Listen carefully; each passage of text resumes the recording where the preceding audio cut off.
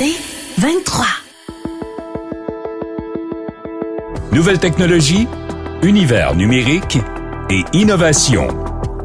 Voici une tasse de tech avec Alain McKenna et Pascal Forget. Hey, salut tout le monde, bienvenue à un nouvel épisode d'une tasse de tech, la balado techno qui glisse sur la glace comme tout le monde quand il neige et il pleut ensuite en plein mois de janvier.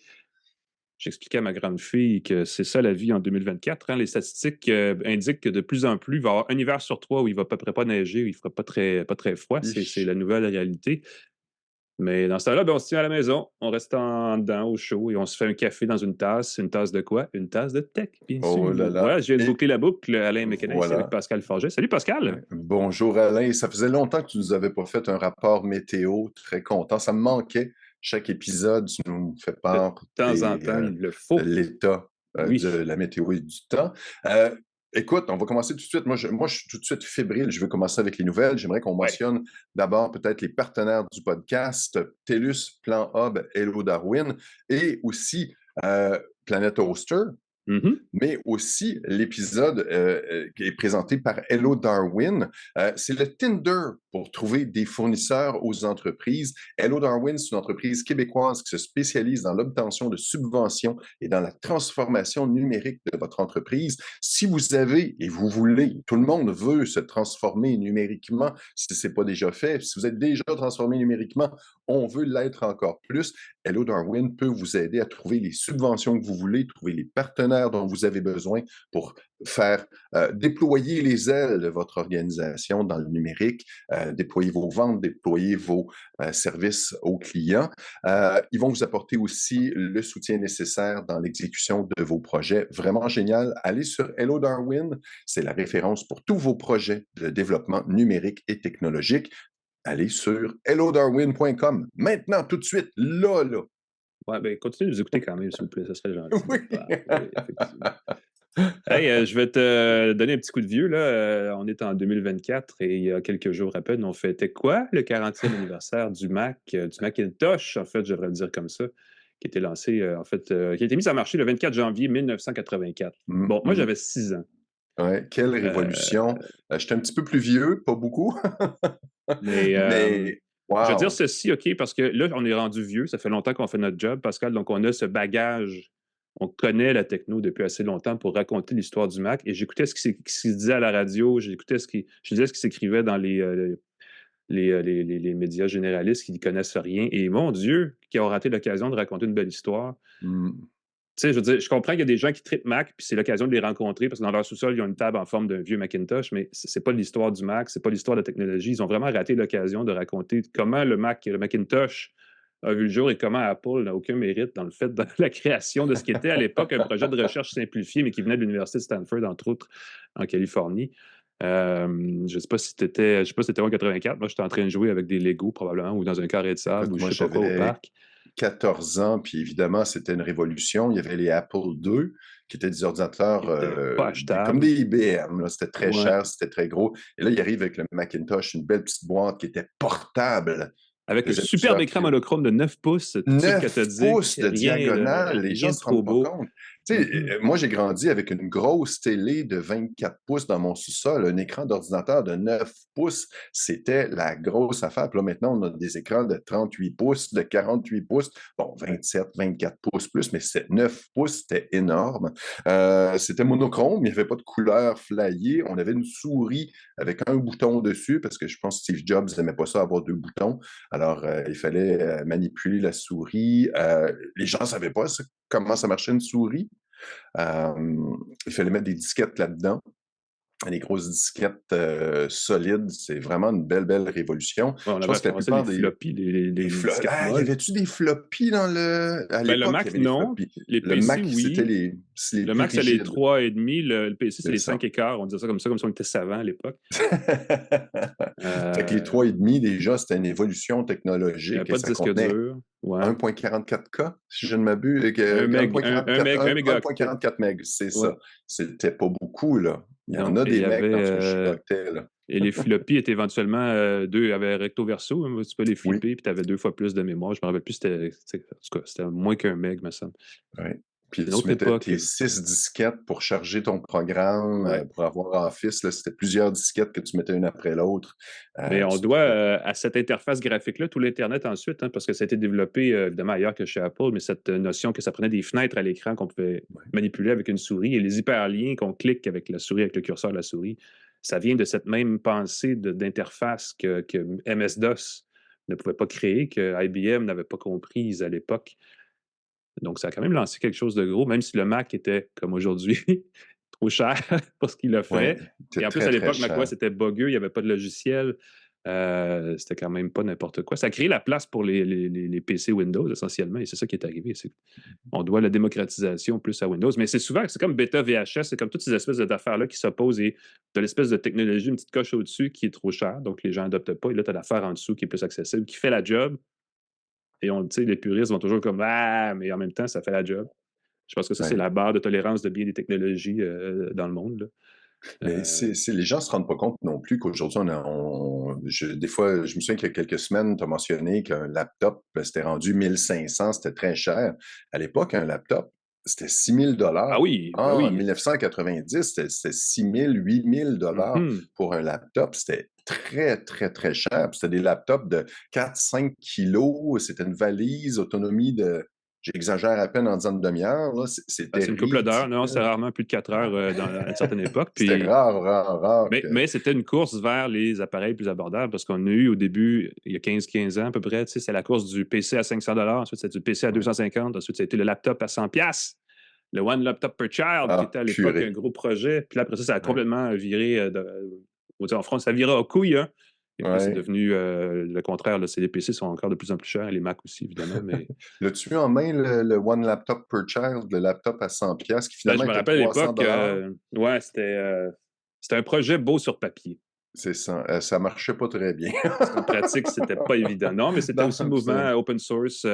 L'affaire que jamais vraiment, parce que là, on parle de 1984 et le Macintosh incarnait l'esprit d'une recherche informatique qui remontait dans les années 60 à l'université. Mais il y a un truc qui n'a jamais passé de la recherche à la réalité, c'est que cette logique-là du open source, c'est ça m'a fait penser, c'est que quand tu achetais un matériel, en principe, le logiciel devrait dû être tout le temps gratuit. Parce que tu achetais vraiment la quincaillerie, mais tout le reste, ça venait juste accompagner le matériel. Et donc, selon cette logique, les logiciels qu'on achète auraient dû tout le temps être gratuits. Mais on les achète. Et là, parlant à tout le mouvement cloud là, qui aujourd'hui fait de l'argent en nous vendant 15$ par mois des logiciels qu'on pourrait ne pas avoir à payer si on était dans une autre époque et dans un autre monde. Et là, tu as comme une idée de comment ce marché-là est devenu une business plus vite que d'autres, finalement.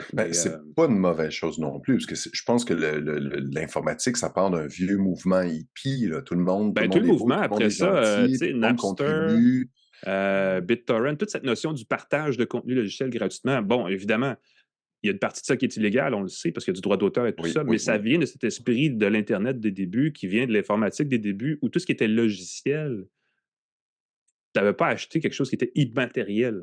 Évidemment, si je lance ça comme une conversation et converser tant que vous voulez, je ne dis pas que j'ai raison, c'est juste que c'était comme ça que c'était réfléchi à l'époque. Mais évidemment, il a fallu faire de l'argent avec ça, donc c'est devenu ce que c'est, et c'est la même chose avec tout ce qui est le numérique aujourd'hui. C'est des choses qu'on pourrait échanger gratuitement, mais justement, il faut quand même payer quelqu'un quelque part. Oui, parce que ta machine, à un moment donné, tu l'as achetée, mais après ça, il faut maintenir les serveurs. Avec tous les services web, il faut qu'il y ait quelqu'un, à quelque part, que tu peux dire, ah oui, la communauté va laisser ses ordinateurs allumés. Mais à un moment donné, si tu veux un service fiable, si tu veux un service qui se bonifie, il faut qu'à un moment donné, tu encourages, il faut que tu stimules les créateurs. C'est là que, puis il faut que tu mettes des standards de sécurité. C'est bien beau la liberté. Moi, Linux, je me souviens que dès les débuts, là, au début de je reviens à la revanche des nerds, puis là, il faut parler de Linux parce que c'est ouvert, c'est libre, tu vas sur la communauté, on va t'aider. Là, c'est sûr, je vais recevoir des courriels de pas gentils, là, mais moi, l'aide sur les forums Linux, là, tape la ligne de commande, puis va dans le bash, puis change le custom kernel driver, puis fais ton pilote. Ouais. Compile-moi ça, mon grand, ben oui. Tu m'aides pas bien, là. Moi, je vais imprimer avec mon ordinateur, là. Tape la ligne de commande. Oui, mais écoute, il y a des instructions qui, des fois, là, j'ai été obligé de relire, mais c'est incompréhensible pour le commun des mortels. Puis c'est là que Windows, c'est là que macOS avec leur simplicité d'utilisation. Tu payes un peu plus, tu paies, tout simplement tu paies, mais tu t'assures d'avoir un minimum de véritables services, des véritables instructions, puis des choses qui sont utilisables par le commun des mortels versus Linux, qui est formidable. Je vous le dis, j'y crois, c'est fantastique, mais faut travailler pour que ce soit plus accessible, sinon ça va pas Et c'est bien. comme ça que tu te ramasses avec une souris à une touche. Avec une souris à une touche, parce Comme que le Steve Jobs Macintosh. en veut pas deux. Ça C'est boucle très, la très boucle, drôle. Pascal. Ça boucle la boucle. Écoute, quel moment de nostalgie. On va passer aux actualités parce qu'il serait à peu près temps. On est quasiment rendu au bout. Juste rappeler rapidement que les actualités d'une tasse de tech sont présentées par InfoBref, qui est un autre service magique et gratuit sur Internet. C'est un moyen simple et gratuit, en fait, de connaître chaque matin l'essentiel des nouvelles importantes. C'est une infolettre, c'est un site web, c'est aussi une balado, mais en gros, c'est surtout une infolettre qui, chaque matin, vous résume dans votre inbox en moins de 5 minutes 10 grandes affaires qui sont passées dans le jour qui précède, et peut-être des fois même dans le jour qui s'en vient. Je ne sais pas s'ils lisent dans l'avenir, mais des fois, on peut quand même projeter. Allez voir ça, infobref.com. Ça vaut la peine, sérieusement. Les gens qui le lisent sont toujours très heureux. Ils sont rendus à, je pense, au-dessus de 20 000 abonnés, qui sont des vrais abonnés. Il n'y a personne là-dedans qui travaille dans une ferme de clics en Inde. Et je le dis, mais c'est super vrai, parce qu'il y a un gros mouvement en ce moment, et on le voit dans la balado, on le voit dans l'infolettre, de gonflement magique de nombre d'abonnés à des choses qu'on se demande comment ils font, mais tu te dis, ben, moi j'ai une petite théorie là-dessus, c'est qu'ils ne sont pas audités. Un chiffre pas audité, c'est facile d'inventer ça. Nous sommes ou d'ajouter des abonnés en payant des sommes dérisoires. Je veux dire l'affaire, parce que je partage, depuis que Meta, c'est drôle comment on part partout. Aujourd'hui, on a vraiment une balado extrêmement déjantée, mais profitez-en, c'est du bon temps. Avec Meta, on partage évidemment la vidéo de la balado sur Facebook, et Meta, de plus en plus, et ça c'est un autre sujet, parce que bientôt les 20 ans de Facebook s'en viennent aussi. Dans une semaine, on fera un spécial la semaine prochaine, Pascal, les 20 ans de Facebook. Où étiez-vous avant Facebook? Nulle part, on n'existait pas, en tout cas. Tous les influenceurs qu'on rencontre n'existaient pas à l'époque, ça c'est certain. Meta, donc, essaie, parce qu'on a atteint un certain pic Facebook. Facebook est clairement en perte de vitesse. Instagram continue, Threads apparaît un peu. Et on voit chez Meta la volonté de regrouper un peu tout ça pour créer une espèce de gros pipeline où tout s'en va sur toutes les plateformes, peu importe. Et quand on met les vidéos d'une tasse de tech là-dessus, ça se ramasse maintenant sur Instagram. Évidemment, la petite description, j'essaie de mettre des hashtags, de taguer des choses, et ainsi de suite. Puis ça crée une réaction non espérée de gens qui m'envoient des petits messages privés du genre « Hey, tu veux avoir ton 50 000 followers facile? Paye-moi 10 $. » Donc, si vous voulez avoir une idée de combien ça vaut, 50 000 followers, faux followers en 2024, c'est 10 $. Oh, tabarnouche, c'est pas pire. Je pensais que tu avais reçu, quand tu parles de veux-tu moi, je pensais que tu allais dire un zizi plus gros. Mais ça, je pense que c'est moins fréquent dans les algorithmes maintenant. Au début, dès que tu avais un compte de courriel, tu te mettais à recevoir des messages, veux-tu. Ça, je ne le reçois pas. Je sais pas si je vais le prendre comme une bonne nouvelle. Je n'ai pas besoin de ça, ça a l'air, mais je reçois. En fait, c'est parce qu'évidemment, la balado est sérieuse et professionnelle, donc on reçoit des fausses promesses professionnelles, mais. C'est facile, des faux followers, je vais vous le dire. Moi, je suis encore émerveillé que dans Facebook, tu reçoives à tous les jours, je reçois des demandes de jeunes filles avec des formes je suis célibataire. Tous les célibataires de Lille en France qui ont 45 ans, qui sont veuves des fois aussi, ça c'est assez spécial. Des fois, c'est plus payant. Ils ont un enfant qui va être malade dès que tu vas commencer à les rencontrer. Je trouve ça fantastique qu'il n'y ait pas encore de filtre pour ces trucs-là. Je trouve ça fantastique qu'il n'y ait pas encore de filtre. Imagine si Facebook devait éliminer tous les faux comptes qui existent sur sa plateforme. On passerait de 3 milliards d'utilisateurs à je ne sais pas combien, mais beaucoup moins. Un gros montant moins, je suis prêt à dire. Beaucoup moins, c'est sûr. Mais ça fait leur affaire à tous les 3 mois de dire on a des nouveaux abonnés, même s'il y a plus d'abonnés Facebook que d'humains, probablement, à ce stade-ci. Aïe, aïe, aïe. Fait que tout ça pour dire qu'on est dans les actualités, mon cher ami. Oui, on parle d'actualité. Dans ce qui se passe en ce moment. On va revenir sur Apple. D'ailleurs, on revient sur Apple 2 fois dans les actualités, c'est pas rien, mais on va parler de char. Qu'est-ce qui se passe, Pascal? Tu vas nous parler de char. Écoute, c'est ton rayon, puis je suis toujours content de te parler de voiture, parce que, je me sens, j'ai l'impression de parler à un connaisseur. Selon Bloomberg, l'auto de Apple pourrait être lancée, la fameuse voiture Apple, le projet Titan, ou encore, je ne savais pas, son nom de code, T172. Ben oui, tu m'apprends ça. L'Apple Car, moi j'appelle l'Apple Car, je trouve ça facile. L'Apple Car, mais moi, le projet Titan, je l'avais vu, c'est depuis 2014 qu'on en parle. C'est quand même débile, là, depuis 2014, que dès l'an prochain, dès dans Tu sais, ce 2 qui est arrivé, semaines... c'est qu'en 2014, on a arrêté de parler de la télé 4K d'Apple parce qu'elle était imminente là, depuis 5-6 Ben ans. oui. Et là, on s'est mis à trouver une autre affaire. Donc là, c'est le projet Titan. Et C'est le voilà. projet Titan. Le projet Titan qui devait être une voiture entièrement autonome. Là, c'était une révolution. Apple Ouais. arrivait avec une voiture qui n'avait pas de volant, qui n'avait pas de pédale. Et malheureusement, il semble qu'en 2028, Apple va lancer une voiture de niveau 2+. Oui, parce qu'on s'est rendu que le projet Titan n'avait pas de volant, pas de pédale, pas de carrosserie, pas de pare-brise, pas de siège, pas rien finalement. C'était avec du vent. Mais là, ils ont engagé, semble-t-il, plein de monde et ils ont éventuellement mis tout ce monde-là dehors. Mais là, c'est ça, c'est qui est étonnant, c'est que ça continue pareil. Ben oui, c'est il ça. semble que c'est leur plus gros projet de recherche depuis 10 ans. Écoute, tu as plein de choses, comme tu dis, la carrosserie, quel va être le look. Imagine les attentes quand Sony a dévoilé une voiture au CES il y a 2 ans, si je ne m'abuse, avait un look absolument Oui, qui est devenu un produit super Sony cool. et Honda et qui s'appelle maintenant Voilà. Afeela. Afeela, un drôle de nom. Apple, comment ils vont l'appeler? Ça va être le Apple Car? Ils vont-tu trouver un meilleur nom? Quel va être le look? Mais on va enfin pouvoir visiter le fameux campus d'Apple et se rendre compte que l'anneau est en fait une piste NASCAR et c'est essentiellement là qu'ils essaient la voiture. Oh, à l'intérieur, dans le sous-sol, tu as une piste NASCAR, c'est là qu'ils font les essais, dans le 4e sous-sol, dans l'anneau d'Apple. Ça serait très, très drôle qu'on dévoile ça. Qui a fait une piste. Ah oui, ça serait un méchant stunt, ça, c'est clair. Ça serait extraordinaire qu'on t'invite à l'anneau, qu'on te descende en bas, qu'on te fasse faire des tours. Fait que c'est ça la grosse nouvelle. J'ai trouvé ça très drôle. Combien va coûter cette voiture-là? On le sait, encore une fois, c'est une drôle de nouvelle de dire que les Apple stagnent. Encore une fois, on stagne à coût de centaines de milliards. Ouais. C'est pas un gros problème. Mais on espère que peut-être qu'un nouveau produit, comme une voiture, à coût de 100 000, 150 000, combien va coûter la voiture Apple? C'est une question de timing. Là, la plus récente rumeur, c'est qu'on aurait une Apple Car en 2028. On parlait de 2026 avant, donc là, on n'arrête pas de repousser. On parle d'une conduite autonome de niveau 2, ce qui est essentiellement la même chose que ce que Tesla fait, General Motors aussi. Mercedes-Benz fait même un peu plus. Pas de révolution, 2+, Alain. Pas juste 2. Tu sais, c'est quoi l'affaire? C'est qu'il y a 5 niveaux de conduite autonome. Le 5e, c'est pas de pédale, pas de volant. Niveau 2, c'est le niveau qu'on a sur les voitures actuellement sur la route. Mais si on passe au niveau 3, la grosse différence au niveau 3, c'est que tu n'as plus besoin du tout de tenir le volant ou de surveiller la route tout le temps que le système est engagé. Mais s'il y a un accident pendant que le système est engagé, la personne responsable, c'est le constructeur.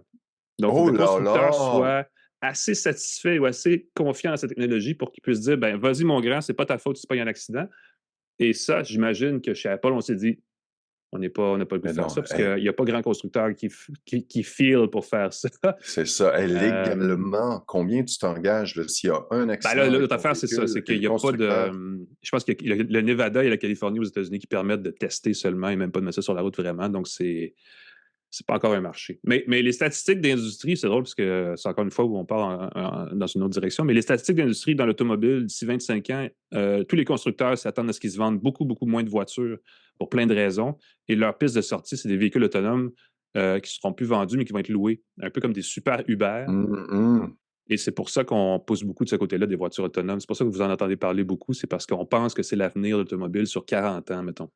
Oui, c'est pour ça que Uber et compagnie investissent des fortunes avec parce qu'ils se disent qu'à un moment donné, on n'aura plus besoin de chauffeurs, tout simplement. Il faut qu'on ait le marché, on élimine les chauffeurs, bonjour les revenus. Et d'ailleurs, c'était Tesla qui promettait que les voitures allaient être entièrement autonomes, que quand tu ne l'utilises pas, tu allais pouvoir la louer. Donc, elle est toujours en service, plus besoin de stationnement. Uber avait un ancien haut dirigeant de la NASA comme VP développement de voitures autonomes et jusqu'à récemment, puis ça n'a jamais décollé non plus. Donc, on promet des choses. Est-ce que vous connaissez les frères Lumière? Oui. Toi, tu les connais? Moi, je le connais. Oui. Les inventeurs du cinéma. Hein? Oui. L'entrée du train en gare, le film qui faisait terrifiait le public. On voyait, c'était à la gare de Saint-Cloud, quelque chose comme ça. Je me la gare de Ouin. Je sais pas, de la gare du Nord, mais quand c'est comme dit mon grand-père, la radio, elle bouge. Ils ont inventé essentiellement le cinéma. Google pendant que tu nous en parles. Vas-y. Alors, on parle des frères Lumière parce que Google a lancé un truc cette semaine. On va parler d'intelligence artificielle parce qu'ils ont nommé leur propre intelligence artificielle générative de courtes séquences vidéo Lumière. Donc, Google Lumière en anglais. Eux, ils disent Google Lumière. On peut dire Google Lumière avec l'accent grave et tout. C'est donc un nouvel outil de génération de vidéos à partir de texte.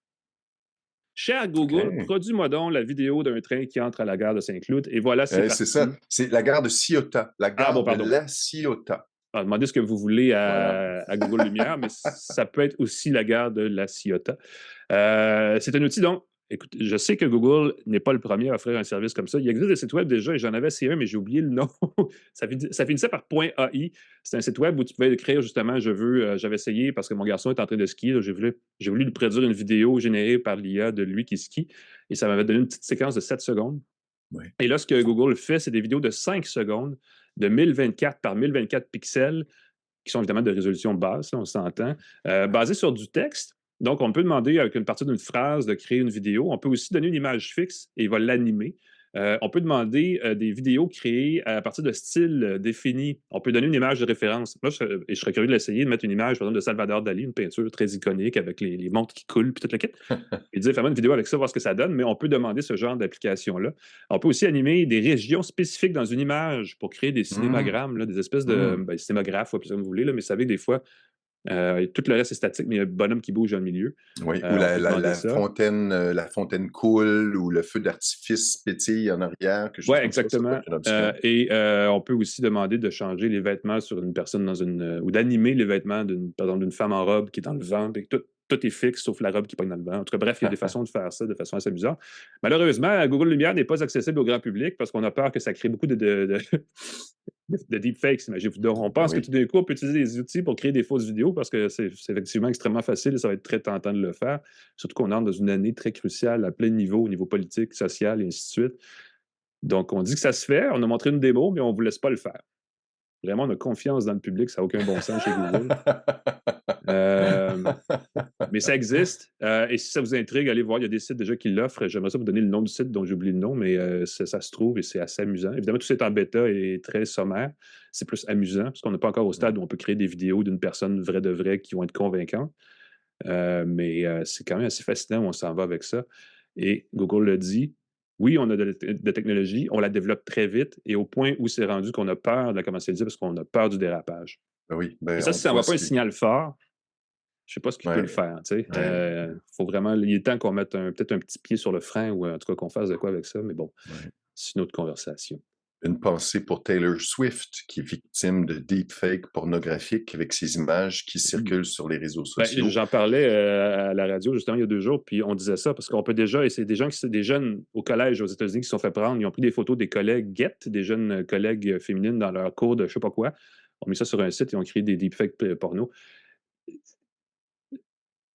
OK, il existe cette technologie-là, mais le monde, vraiment, là, il est temps qu'on monte un peu notre sens moral d'une coche parce que ça fait dur. Ça fait vraiment dur. Le problème, c'est de moins en moins la technologie, de plus en plus les abrutis, et ça, je pense qu'il faut le dire. Si vous faites ça, vous êtes un abruti. Voilà. On vous aime pas.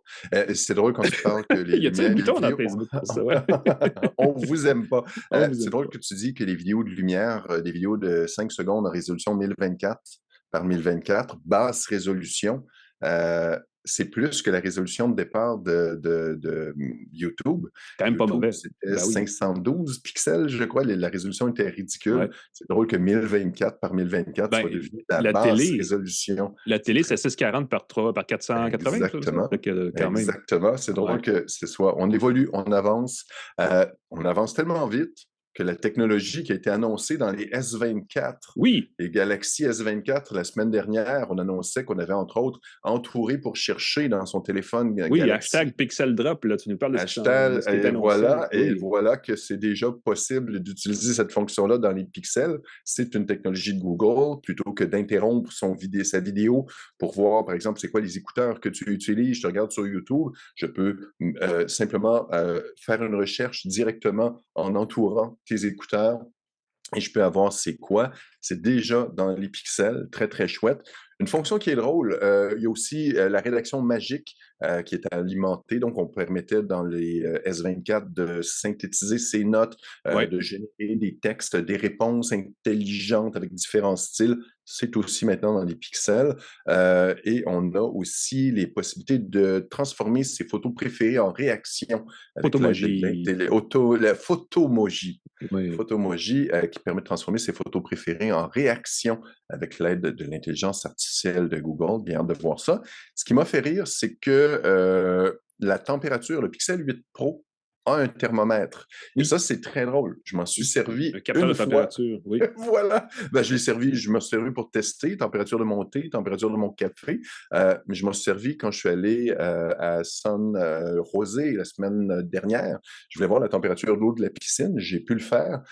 Aux États-Unis, on va maintenant pouvoir prendre sa température corporelle avec le Pixel 8 Pro. Ça a Et là, été, c'est j'ai très manqué le bout. Ça a été certifié par Santé États-Unis? par FDA. Le Oui, FDA ok, voilà. américain a certifié. Malheureusement, cette fonction-là n'est pas encore disponible au Canada. Et je trouve ça dommage, tu sais, d'indiquer, on te l'offre, elle n'est pas certifiée par Santé Canada et tout, mais il semble que maintenant, c'est assez précis pour qu'on puisse capter la température de son front, voir si Tipou est malade, par exemple. Ah, Si Tipou. je suis malade, Tipou, j'aime ça, pour les petits enfants, des Pour petits petit pou. Ben des oui. petits poux, des petites puces. Tu peux prendre ton téléphone, tu peux survoler le front et tu vas avoir une température assez précise pour être utilisée dans des applications de santé, par exemple, peut-être pour transmettre à son médecin. Je trouve ça chouette. J'espère qu'on va l'avoir au Canada. On peut déjà le faire, entre vous et moi, là. On peut déjà prendre sa température, mais on peut le faire avec de l'eau, différentes surfaces métalliques, différentes du verre et tout, mais il n'y a pas d'option humain dans le thermomètre du Pixel 8 Pro en ce moment. J'espère que ça va arriver au Canada. Et il y a une nouvelle, j'ai mentionné hier que les options d'intelligence artificielle, synthétiser les messages vocaux, traduction automatique du S24, il semble qu'elle pourrait devenir payante. C'était gratuit avec l'achat du téléphone, mais il semble que ça pourrait devenir payant après 2 ans. Fait que ça se peut qu'à un moment donné, ils disent « Ah, ben finalement, cette belle fonction gratuite quand tu as acheté ton téléphone devient payante après 2 ans. » J'ai hâte de voir comment ils vont rentabiliser ça. On parlait encore une fois en intro tu paies le matériel, les logiciels sont gratuits. Encore une fois, il faut faire rouler les serveurs qui permettent de générer des réponses avec l'intelligence artificielle. Ouais. Moi, je trouve pas ça illégitime de réclamer une somme, sauf si on ne te prévient pas au départ. Ben, si ça revenait, oui, parce qu'éventuellement, tout ce qu'ils veulent, c'est nous faire payer plus. Ça serait le fun si on pouvait payer comme autant puis avoir les choses qu'on veut avoir. Toujours dans le thème de l'intelligence artificielle, parce qu'on ne s'en sortira jamais. C'est au tour d'Apple de se lancer dans l'arène. Évidemment, ça fait un petit bout de temps qu'on se demande ce qui s'en vient chez Apple. Et là, les rumeurs, encore une fois, parce qu'on peut juste faire ça avec Apple, c'est qu'on aurait peut-être une nouvelle version de Siri avec une intelligence artificielle générative intégrée dans Siri l'automne prochain sur iOS 18 ou ce qui serait probablement l'iPhone 16, à prendre avec un grain de sel, mais c'était, je pense que c'est Reuters ou Bloomberg qui écrivait ça cette semaine, donc c'est quand même une agence... Bon, écoute, il faut prendre avec un grain de sel parce qu'ils ont quand même tendance aussi à partager des rumeurs qui sont toujours difficiles à retracer jusqu'à la source, mais longue histoire courte, la raison pour laquelle Apple serait en retard sur la course, où déjà Samsung, Google, Meta, tout le monde est rendu là, c'est que Microsoft, c'est qu'Apple veut faire tenir ses propres modèles de langage, ses LLM, sur un iPhone ou sur un appareil local pour pouvoir dire « Ah, nous, on ne va pas sur le nuage, alors vos données sont protégées, youpidou! » Sauf que c'est un petit défi et on peut le faire sur un Galaxy S20. On pouvait le faire sur un Galaxy S23, donc j'imagine que ça soit aussi sur un Galaxy S24 à partir d'un modèle de langage de Meta qui sont open source, donc on peut télécharger librement et modifier à loisir. Et là, Apple, évidemment, ne permettra certainement pas d'utiliser de façon open source ces logiciels. Oh, ça serait tout un revirement de la part d'Apple, mais quand même, de pouvoir créer un modèle qui permettrait de tenir sur un iPhone ou sur un iPad ou sur un appareil, ce serait même pas rien. De plus en plus, les processeurs chez Apple, il faut le dire, se ressemblent. Hein. Ils ont des noms, des appellations différentes. Le S9, ça, c'est l'Apple Watch, le A17 Pro, le M3. Bref, on est en train d'harmoniser tout ça, même si les noms diffèrent. C'est toute la même, ce qu'Apple appelle sa fameuse silicone. Bref, l'important, donc, ce serait donc de réduire la taille des modèles de langage pour que ça tienne sur le téléphone et à l'inverse, justement, d'améliorer ces processeurs-là pour que ça tourne de façon fluide. Et on serait rendu à un point où on aurait réussi à l'interne chez Apple, et évidemment, tout ça, c'est Bloomberg qui le dit, mais on aurait réussi à faire tenir sur un iPhone avec la mémoire flash du téléphone un LLM entier, donc d'avoir cette capacité d'aller chercher de l'information et de générer du contenu, de la réponse texte fluide ou peu importe, à même un iPhone. Donc, ça s'en vient, semble-t-il. Du côté d'Apple, parce que c'est déjà ce qu'on fait avec le S24 qui est annoncé la semaine dernière par Samsung. Ben voilà. Et Apple sera en mode acquisition. Si vous êtes une jeune start-up en intelligence artificielle en ce moment et que vous travaillez sur cette nouvelle génération d'IA générative, ben, ça serait peut-être le fun si votre but dans la vie, c'est de vous faire racheter par Apple, de leur en parler, parce qu'ils sont en mode acquisition en ce moment pour renforcer leur offre de ce côté-là. Donc, à suivre, mais ça se peut qu'on en reparle d'ici l'automne prochain, parce que c'est un sujet très chaud. Et Apple, semble-t-il, en tout cas, tarde à se lancer et sera en train de penser à le faire cette année. Donc, ça va être à suivre. Est-ce que tu as vu les derniers montants que j'ai vus au niveau des liquidités d'Apple, c'était plus de 200 milliards, je ne me trompe pas, juste en liquidité.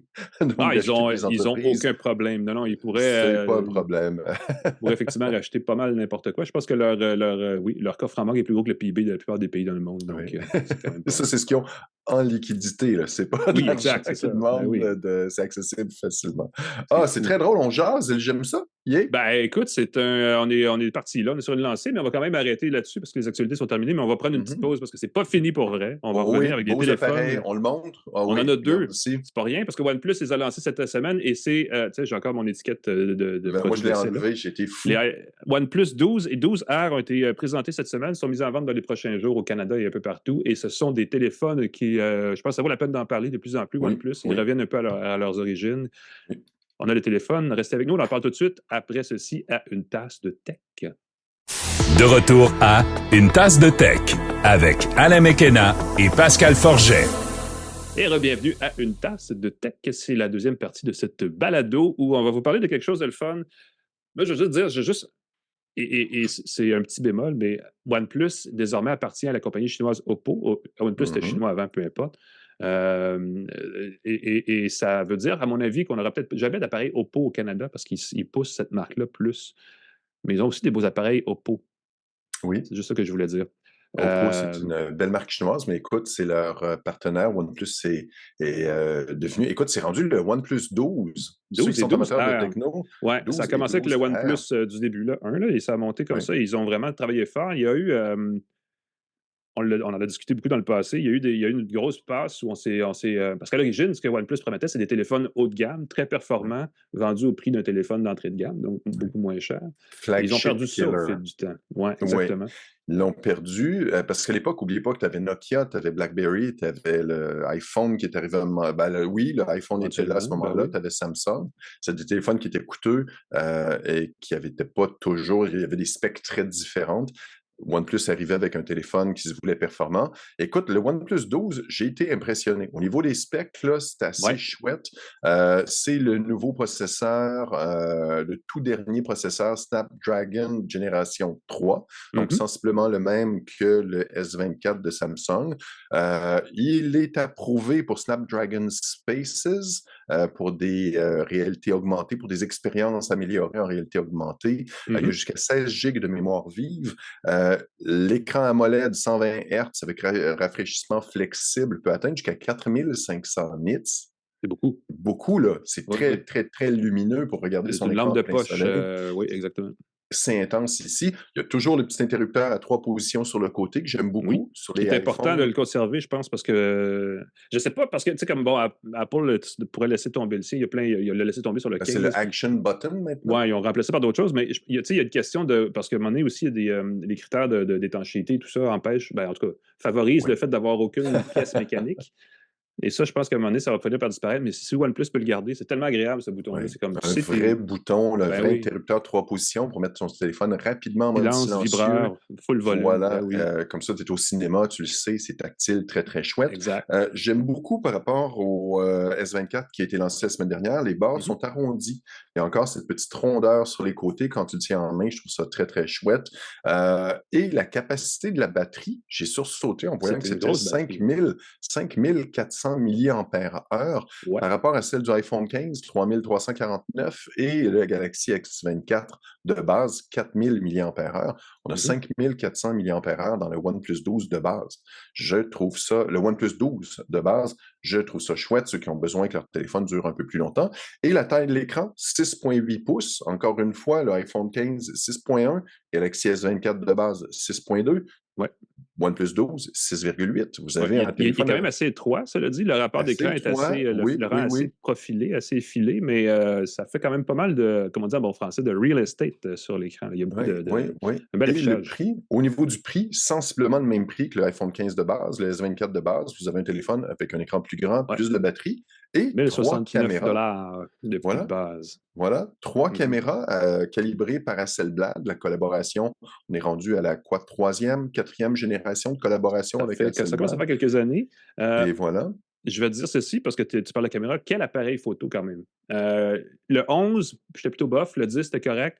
On a vraiment fait une belle amélioration. On a changé le téléphoto, le téléobjectif est pas mal plus le fun qu'il était. Ça permet de faire du 6X sans que ça paraisse. C'est optique jusqu'à 3X, mais on triche un peu, mais on crop dans les nombreux pixels autour pour aller chercher une image qui est plus nette. Et à 6X, ça fait des superbes photos.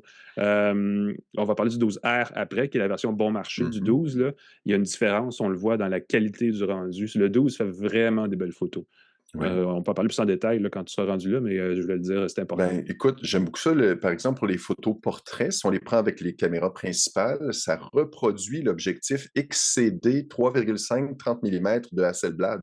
Voilà. Ça va flouter, ça reproduit les objectifs classiques de Hasselblad, qui n'est pas une compagnie. Gros truc, ça, absolument. Et voilà. Donc, tu prends des très, très beaux portraits avec un bel arrière-plan flouté, sans que ce soit, encore une fois, on parle beaucoup de bokeh, mais souvent c'est artificiel.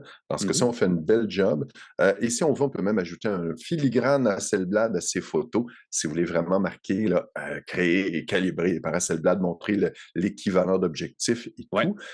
J'aime beaucoup le système léger. C'est là que je voulais mentionner, si tu veux ajouter quelque chose. Je veux dire un truc à propos de l'appareil photo qui a 3 objectifs. Et pour revenir au téléobjectif, encore une fois, parce que c'est rendu, ça signifie que c'est la tendance, c'est un objectif périscopique là aussi. On a replié, je vais le dire comme ça, la chambre entre les lentilles pour justement, mais c'est avec un jeu de miroir, on arrive à faire un 90 degrés pour que ça puisse rentrer dans le boîtier qui est très mince du téléphone. Et le design, les enfants n'aiment pas beaucoup l'espèce de gros machin rond en arrière, mais quand on a déjà une caméra automatique, ça reproduit, quand on le tient en mode appareil photo, ça reproduit pas mal l'apparence d'un appareil photo numérique d'une autre époque. Donc, effectivement, je trouve que l'intégration de ça et l'apport d'Hasselblad est tangible.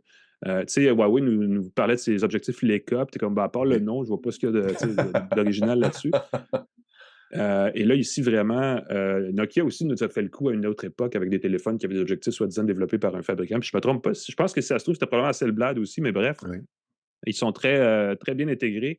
Il y a un mode de prise de photo avec une signature Hasselblad. Donc, en dessous de la photo, et c'est un mode c'est très ça, large. le filigrane, voilà. Filigrane, merci. Très, très, très, très panoramique, là, dans un ratio d'image étonnant, mais ça fait des super belles images avec un beau grand format. Très large, vraiment le fun, si vous voulez. Ça fait, dès leur collaboration, leur première collaboration avec Hasselblad, avait ce mode large-là, qui paraît-il un mode classique des objectifs et des appareils photo Hasselblad. Ça reproduit un objectif 14 mm en termes de grand angle et ça fait du super travail.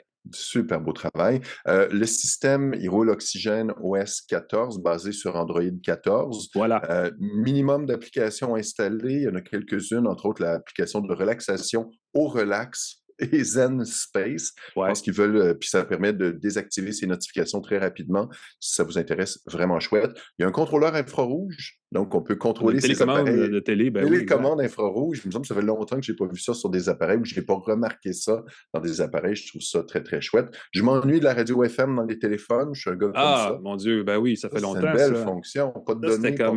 Et c'est tellement naturel d'avoir ça dans son téléphone pour capter la radio, alors que maintenant, évidemment, ils veulent qu'on passe par les réseaux numériques pour aller chercher les... Mais je veux dire ceci, on a quand même d'excellentes balados qu'on peut aller chercher sur son téléphone. Excellent. Comme, écoute, une tasse de texte, c'est formidable. Je vous la recommande à tous. Balado de voiture aussi que Alain Ah oui, ben là, si vous êtes dans la famille Cogeco, ça tient la route, je vous la recommande aussi. On parle de la peau de titan. Et voilà. Et voilà, et tout ça pour un prix vraiment surprenant, 1070 arrondi, là, pour un téléphone vraiment chouette. Encore une fois, ça se compare très, très, très favorablement. Et je me permets de dire, moi, je vous conseille de payer un petit peu plus, 1200 $ pour avoir le modèle avec 512 gigaoctets de stockage et 16 GB de RAM. Et le fini Emerald fluide. Ah, il est seulement sur la version plus chère? Sur la version un petit peu plus chère, malheureusement. Écoute, c'est 130 $ de plus. Je pense que si vous êtes amateur de techno... Non, mais pour le stockage, ça vaut la peine, ça va faire durer votre téléphone double du stockage. Ben oui. Double du stockage, 512 GB, un demi-téraoctet, c'est quand même pas pire dans un téléphone. Écoute, c'est rare que je fais « wow » en déballant un téléphone. Mais le fini Emerald fluide, c'est un beau vert. D'ailleurs, le nouveau Pixel est disponible dans une couleur vert menthe. Vert menthe. Voilà, savon Irish Spring, si vous cherchez plus exactement le code couleur technique. Là, oui. Et donc, le Emerald fluide du OnePlus 12, je le trouve très, très beau dans l'espèce de pavé pour les appareil photo, tu as un petit brillant dedans, tu as un petit motif. La seule reproche, c'est qu'il n'est pas texturé, ce fini-là. Il est très glissant, je veux dire. Il me Très fait peur, il me glissant. fait peur, oui. Je veux Mais dire ceci, excuse-moi, j'arrête pas de t'interrompre, je suis très désolé. Parce que tu parles de l'endo, mais si vous le mettez à l'endroit sur l'écran, et ça, c'est un gros plus à OnePlus, par défaut, il y a un petit film protecteur de l'écran que vous pouvez enlever si vous voulez, mais vous le laissez là. Évidemment, vous ne l'enlevez on veut jamais. pas. Mais toutes les premières scratches que vous faites dans les premières semaines, que vous faites « Ah non, je viens d'acheter un téléphone à 1200$, ben cet écran-là, ce film-là, les absorbe et votre écran reste neuf plus longtemps. Et ça, sérieusement, je ne comprends pas que tous les fabricants ne fassent pas ça d'office. Donc, bravo à OnePlus pour celle-là aussi. En plus de, justement, le fini texturé à l'arrière qui est très joli. Mais comme il est glissant, on se dit « Oh non, je vais péter mon écran. » Mais non, cet écran-là est protégé. L'écran est protégé, c'est ça. Puis là, je me demande, je veux-tu mettre un étui là-dessus? Je Ben le trouve trop beau! Pour vrai, le fini, le brillant est vraiment magnifique. Je trouve ça fantastique. 1070$. Et truc du pro, OnePlus permet d'échanger un vieux téléphone, peu importe sa condition. Sortez de votre tiroir un vieux téléphone flip brisé. Vous allez avoir un minimum de 150$ de remboursement. C'est un bon petit rabais. Je pense que 50$, ça se prend bien. Presque 10% du prix du téléphone. Jusqu'à bien ensuite pour eux. Ben oui, c'est ça. Ça évite les déchets. 900$ selon le modèle de votre téléphone que vous retournez. Et les étudiants peuvent obtenir 5% de rabais. Mais encore une fois, c'est cool parce que OnePlus propose, on parle de flagship killer, de téléphone abordable et performant. Ben, il y a le OnePlus 12R. Oui, ben voilà. Un super bon deal. Il y a le malheur, si jamais ça vous embête, de ne pas être vert émeraude. Il est seulement noir mat à l'arrière. Donc, c'est un boîtier. C'est vraiment, on s'est dit chez OnePlus deux choses. On veut toujours notre téléphone le plus haut de gamme possible qui défie la logique. Donc, ça, c'est le 12 tout court. Mais on veut aussi revenir à cette source qui était notre flagship killer abordable, qui est maintenant le 12R. Qui était déjà vendu en Chine et ailleurs dans le monde depuis quelques semaines et qui fait son apparition chez nous en Amérique du Nord. Je vais vous le dire tout de suite, 12R, il est 670$ pour un appareil qui va faire la job d'un S24 ou d'un Pixel 8 ou d'un téléphone d'autres marques. Il vient avec Oxygen OS 14 lui aussi, donc Android 14.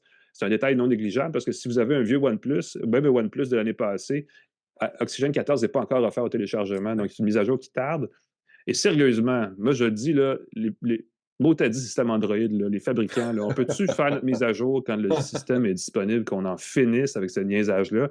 Parce que là, tu as Android, bon, Google donne ça à la disponibilité des fabricants, qui, eux, doivent faire des tests internes, doivent développer leur propre interface, qui est toujours inutilement compliquée, donc ça prend du temps.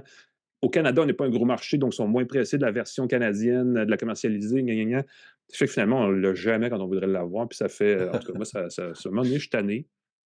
Et donc, bravo à Apple pour ça, de ne pas se casser la tête, mais sérieusement, si on pouvait. Mais bon, bref, tout ça pour dire que le 12R a Android 14 avec Oxygen OS 14, qui est évidemment qui est une interface exclusive à OnePlus, mais qui est minimaliste dans sa retouche et qui permet aussi de revenir à l'apparence de stock d'Android. Si on bidouille un peu, on peut changer la couleur facilement.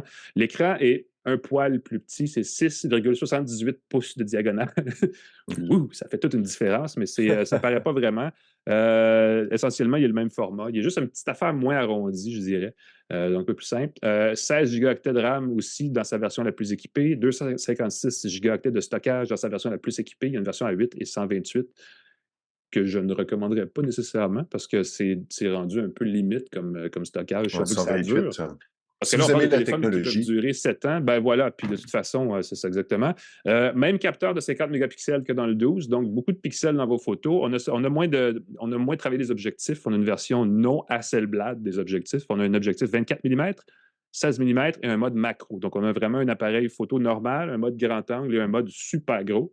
Il faut zoomer de façon numérique si on veut faire des téléphotos, des téléobjectifs. Donc, ça, c'est un peu moins le fun. Moi, je vais vous dire ceci, et je suis peut-être complètement seul dans cette position-là, mais je me dis, si j'avais à fabriquer un téléphone avec moins d'objectifs, je garderais toujours le zoom, le téléobjectif, parce qu'il me semble que c'est l'affaire la plus fun sur un appareil photo. Et là, là-dessus, je me permets de diverger, Alain, que les zooms, c'est le fun, mais s'avancer, c'est le fun aussi. Les gens ont tendance à s'installer au fin fond de la salle Ils prennent des Ben, des photos, fois, puis on ils peut zooment, pas puis ils zooment. s'avancer. Puis là, ils cliquent, et puis là, ils font le geste. Euh, Je fais le geste, là, ceux qui nous regardent sur YouTube, là. Mais tu sais, ils touchent leur écran, puis là, ils ouais, puis agrandissent, là, ils font ça avec puis leur ils zooment, puis iPad ils dans prennent les des airs, photos. puis tu vois C'est ça. rien. Ouais, Puis là, ça donne des photos qui citadine. sont pas terribles. Puis oui, c'est ce qu'ils vendent. Puis oui, il semble que les fabricants, les manufacturiers, entre autres, Samsung, ultra stabilisation, intelligence artificielle et tout, pour prendre des belles photos, même si tu es loin dans la salle. Mais s'avancer pour des photos, là, ça fait une différence. T'as raison, mais Avec le moi, zoom, c'est cool. notre expérience là-dessus, pas la même que j'ai commencé dans le métier de journaliste et tout ça. Je faisais de la photo, mais de la photo de voitures sur des pistes de course. Évidemment, je ne peux pas arriver sur la Oui. piste, je vais me faire tuer. Oui, oui, tout à fait. Ça me prenait un bon téléobjectif. Fait que cette notion d'avoir une distance pour faire des photos en action, j'ai toujours apprécié. Puis les téléphones ont vraiment de la misère à faire ça. Mais certains commencent à le faire. Le 12, je l'ai dit tantôt, le 12, son zoom, son téléobjectif est vraiment très bien. Le 12R, donc, n'a pas nécessairement cette fonction-là, mais c'est quand même un bel appareil photo qui fait des photos super correctes. Et surtout que si vous voulez faire comme à peu près tout le monde et que vous faites juste des selfies 3/4 du temps, l'appareil frontal fait 16 mégapixels, un objectif 26 mm. On peut un peu tricher pour faire un grand angle. Fait très bien le travail, fait des beaux selfies, belles couleurs, tout le reste. Sérieusement, l'appareil photo là-dessus, j'ai rien à redire. Il n'y a vraiment pas de problème. L'écran est très beau. Je trouve cette espèce de ratio-là très ultra panoramique tient bien en main, mais est un peu long. Là. Si vous n'avez pas des pouces de 1 mètre de long, là, c'est difficile d'aller chercher l'icône en haut à gauche, mais ça peut se faire. Sa pile est plus grosse que celle du 12. 5500 mAh, c'est bon pour vraiment plus qu'une journée. Là. Vous en servir au moins une grosse journée et demie, sinon deux si vous n'êtes pas un tapoteur compulsif. Là. Donc, de ce côté-là, c'est un bel appareil. Sérieusement, au niveau de la qualité, même processeur, hein, génération 8. Génération 2 dans ce cas-ci. Excuse-moi, oui, 8, R, génération 2. Donc, qui était bon l'année passée, donc il devrait être très bon encore cette année. Excellent l'an passé. C'est dur de lui reprocher quoi que ce soit, et surtout à son prix, parce qu'à ce prix-là, c'est moins cher qu'un Pixel 8 de mémoire, qui me semble est 700 $. Ou peut-être même 800, bref. Donc, c'est pas un mauvais choix. C'est une belle offensive. Le seul défaut de ces appareils-là, en fait, il y a 2 défauts pour le 12R. Premièrement, il n'a pas la recharge sans fil, chose que le 12 a. Donc, on peut accoter son OnePlus 12 sur un pavé sans fil et c'est un truc. Recharge rapide aussi, là, 15 watts. Recharge 50 watts. Ouais. 50 watts. Il y a évidemment, il vient avec le câble et le chargeur super rapide dans la boîte, le 12. Le 12R, c'est la même chose. C'est rechargeur rapide avec fil, moins rapide, cela dit. Et il y a ça, puis l'autre truc que je voulais dire, oui, c'est ça, c'est que si vous voulez acheter un téléphone OnePlus, c'est soit sur oneplus.com ou chez Best Buy. Il n'y a pas de deal avec les fournisseurs et c'est généralement comme ça que les gens se procurent un téléphone. Ils parlent à leur fournisseur. Hey, t'as fait 3 ans que tu es avec nous, tu as le droit d'avoir un rabais sur ton prochain téléphone. Et ça, OnePlus n'en bénéficie pas. Et ça, c'est un gros problème pour OnePlus. Et c'est dommage pour nous parce que c'est un bel appareil qui, s'il était intégré au catalogue des fournisseurs, ajouterait une petite touche de concurrence, n'est-ce pas?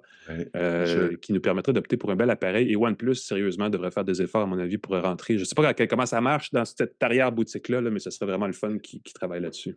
Écoute, moi, j'ai parlé avec les représentants de OnePlus, puis ils disaient qu'il allait y avoir des belles choses qui allaient se passer au Canada. Alors, je me permets de prédire, Alain. J'aime ça faire des prédictions. Hey, on est là pour ça. Il y allait y avoir des opérateurs qui allaient offrir les téléphones OnePlus dans leur gamme. On va voir ça. Et j'ai vu aussi que c'était offert sur Amazon. Oui, probablement, oui. Je ne l'ai pas vu encore. J'ai cherché ce matin, voyons, il n'est pas sur Amazon. J'assume que c'est peut-être juste aux États-Unis. Remarquez, le communiqué n'était peut-être pas clair, mais j'assume qu'ils vont peut-être se lancer sur Amazon aussi, peut-être avoir des promotions et des offres. On ne l'a pas ici, mais il y a aussi des nouveaux écouteurs qui ont été présentés et qui peut-être pourraient être inclus dans un deal. Tu sais, souvent, ils font des spéciaux de lancement, précommande, achète le téléphone, on t'envoie les écouteurs. Les Buds de Pro 3, je ne sais pas comment ils appellent exactement, là, mais la 3e génération, qui était très bien, la version 2. La version 3, je ne l'ai pas essayé, mais elle semble la meilleure. À un moment donné, ces écouteurs-là se ressemblent pas mal tous. Là. Ils ont tous à peu près le même genre de petits speakers, tout ça. Les Buds, les OnePlus Buds Pro 3, je ne sais plus comment ils s'appellent, je vais vous dire, me semble moins. Leur fiche technique est moins le fun que celle des AirPods Pro ou des écouteurs chez les Galaxy Buds, chez Samsung et d'autres produits concurrents. Donc, essayez-les si jamais vous avez la chance avant de les acheter. Sinon, s'ils sont offerts gratuitement, cassez-vous pas la tête, ça vaut la peine. Mais sinon, je ne sais pas à quel point. On m'a dit que c'est pas la taille qui compte. On me dit souvent ça, apparemment. Mais il me semble qu'à un moment donné, s'il y a des affaires où la taille, c'est important. Mais écoute, ils sont aussi moins chers. Hein. Tu dis qu'ils sont, voilà, c'est leur truc sont beaucoup moins chers aussi. Fait que, et je vois qu'ils sont lancés prochainement au Canada. Fait qu'on va probablement pouvoir les essayer et tout. Jusqu'à 44 heures de lecture pour des écouteurs. Probablement que ça va être la recharge dans l'étui. Voilà. Donc, à suivre de ce côté-là. Et si jamais vous trouvez tout ça encore trop cher, sachez que OnePlus va certainement sortir une version Nord de ce téléphone-là, qui a toujours la version meilleur marché dans les prochains mois.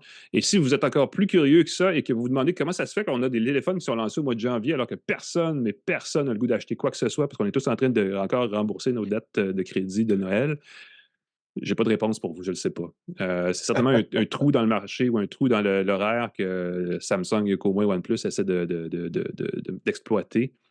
Mais j'ai pas la réponse. Je sais pas si tu as une idée là-dessus, toi, Pascal. Des gens qui ont été déçus de leur cadeau de Noël, peut-être. Ou qui l'ont échappé le lendemain. Ouais, Et ils ont reçu un nouveau téléphone. Puis, mais quand il y a des nouveaux téléphones, moi, c'est très drôle. Les gens autour de moi, ouais, mon téléphone, il va moins vite qu'avant. Ah, tout d'un coup, ça marche plus. Ah, je pense que c'est le temps de remplacer mon téléphone. Fait que je pense qu'on titille les gens. Puis je pense que les durées de vie des téléphones sont aussi plus longues. Je pense que c'est un marché qui est plus... On fait plus... Même en amateur de techno, on n'a plus envie nécessairement de remplacer son téléphone dès qu'il y a un nouveau modèle qui arrive. Ouais, c'est un bon point. Peut-être que le marché, en lançant en janvier, ça va nous travailler un peu. On va peut-être l'acheter à la rentrée scolaire, avant les vacances d'été, quand on va voir. Puis on va en avoir entendu parler pendant quelques mois. Je pense que c'est juste un cycle plus normal de lancement de produits. Un peu plus lent, plus raisonnable pour éviter que les gens achètent des produits. Peut-être aussi qu'on s'est rendu compte qu'il fallait laisser l'automne à Apple parce que tout le monde parle d'iPhone pendant une couple de semaines. C'est vrai. Après ça, il faut parler d'autre chose, puis il y a d'autres temps dans l'année pour parler de nouveautés. C'est un bon point, effectivement. Cela dit, tu parlais du processeur optimisé entre Qualcomm et OnePlus pour la réalité augmentée. Vous savez qu'il y a un casque de réalité augmentée qui s'en vient du côté de Google avec Samsung. Et on imagine, j'ai l'impression, en lisant entre les lignes de tout ça, qu'il y a une flopée de casques de réalité augmentée qui s'en viennent, ou virtuels, partenaires de Qualcomm, là, donc avec OnePlus, avec Samsung et avec d'autres fabricants, Google, qui pourraient être mis en marché dans la prochaine année. Ouais, si jamais le fameux casque Vision Pro d'Apple n'est pas trop un échec, là, disons ça comme ça, parce qu'il n'y a pas des gros chiffres. Ce que tu avais prédit, ils sont déjà tous vendus, il semble. Il me semble que c'est déjà vendu comme des petits pains. La production est probablement limitée. Apple est bon d'habitude pour produire des milliers, sinon des millions d'appareils pour satisfaire à la demande. Ça fait longtemps qu'il n'y a pas eu de pénurie d'iPhone. Mais il semble que pour le casque, c'est plus limité comme stock, probablement parce que c'est des appareils plus complexes à faire.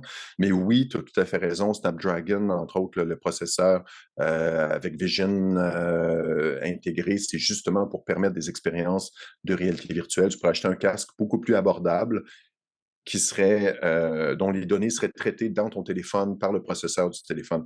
Fait que là, tu pourrais avoir avec un casque qui a des très bonnes performances, pas très cher, parce que c'est le téléphone que tu as déjà dans ta poche qui travaille. Pour le gaming et tout, ça pourrait être un voilà. Voilà, on a ça. Nos partenaires? Ça complète bien le topo, mon cher ami. Ben oui, allons-y pour la fin de l'épisode. Ça va faire du bien, là, oui. Ici, Plan Hub, TELUS, Planet Hoster, Hello Darwin, merci à vous. Sur Marcox, ce sont toutes des entreprises québécoises. On a fièrement québécois au. Si tu me permets une parenthèse, parce qu'on n'a pas parlé de Planet Hoster tantôt, parce que cette semaine, j'étais en train de migrer les données de mon propre site sur leur plateforme. Wow! Et c'est ma faute, j'ai pas eu le temps de le faire, mais si vous cherchez un hébergeur de site web, parce que Planet Hoster, c'est notre partenaire, puis c'est ça qu'ils font, c'est un hébergeur québécois de site web et de solutions cloud et tout ça. Et mon premier feeling, évidemment, c'est un partenaire, mais mon premier feeling, c'est que ça prend 8 secondes de créer un site web sur cette plateforme-là. Donc, si vous cherchez une solution facile, et je vais vous en reparler plus en détail la semaine prochaine parce que je suis dans le processus-là. Ils ne le savent pas, dites-leur pas, c'est ce que je suis en train de faire en tant que testeur mystère, tel un gars qui va gazer chez Ultramar sans le savoir, mais qui juge tout. Je vous en parle la semaine prochaine, mais si vous cherchez un hébergeur, Planet Hoster, c'en est un bon. À date. Plan Hub, TELUS, Planet Hoster, Hello Darwin, j'ai hâte que tu nous reparles de ton transfert. Moi aussi, tu vas me donner le goût. C'est toujours stressant de transférer un hébergeur. Hein. Écoute. Avec Planet Hoster, ça va être plus apaisant. C23, le groupe Cogeco qui distribue le podcast. Merci au groupe C23. Claude Hébert, la mise en onde avec Jean-Christophe Ouellet. Merci beaucoup. Alain Mécana, on peut te lire partout, y compris dans le devoir, dans la balado de voiture, du plaisir. Moi, on peut me lire sur pascalforget.com et m'entendre aussi de temps en temps, un peu partout. Voilà. Merci Pascal. Merci tout le monde de nous avoir écoutés. Je vous dis aussi comme ça en passant, parce que c'est la fin, allez vous abonner à notre balado sur les plateformes. Vous allez pouvoir écouter toute l'imposante archive, parce que là, on termine notre saison 8 dans les prochaines semaines et on va entrer dans la saison 9. Et là, je me mets au défi de trouver les autres balados qui ont 9 saisons derrière la cravate. Il n'y en a pas des tonnes dans les technos, en tout cas. Donc, ça vaut la peine, si vous êtes nostalgique, vous avez du temps en voiture puis dans le trafic, allez backtracker tout ça, c'est vraiment cool. Et en plus, vous aurez les prochains épisodes directement dans votre appareil dès que ça va être sorti. Comme celui-là, ça s'en vient bientôt, mais la semaine prochaine, il va en avoir un autre, la semaine d'après, puis celle d'après, puis vous allez tout le temps l'avoir prêt, frais, chaud, sorti du four ou de la machine à café dans notre cas. Donc, voilà, abonnez-vous. Entre-temps, nous, on prend une petite pause. Sinon, on se reparle la semaine prochaine pour une autre tasse de tech. Salut tout le monde!